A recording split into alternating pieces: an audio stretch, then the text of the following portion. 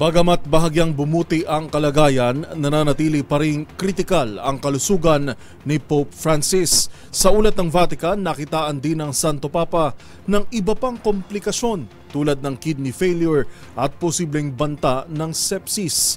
Ang buong detalye alamin sa ulat ni James Galange.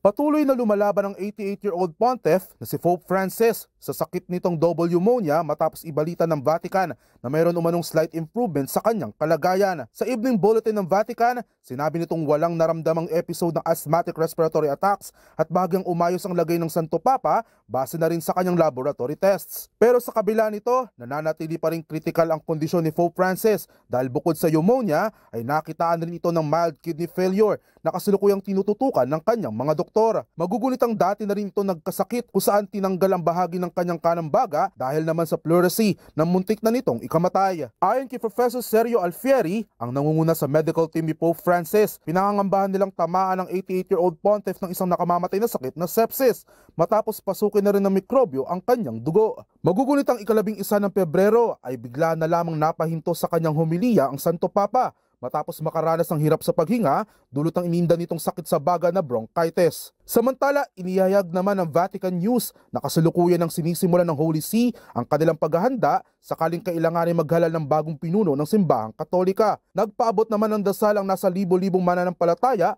at lider mula sa iba't ibang panig ng mundo para sa paggaling ni Pope Francis, habang may nagtipon-tipon rin sa harap ng St. Peter's Square upang mag-alay ng rosaryo. Para sa MBC TV Network News, ito si James Galange ng DZRH TV, una sa Pilipinas, una sa Pilipino.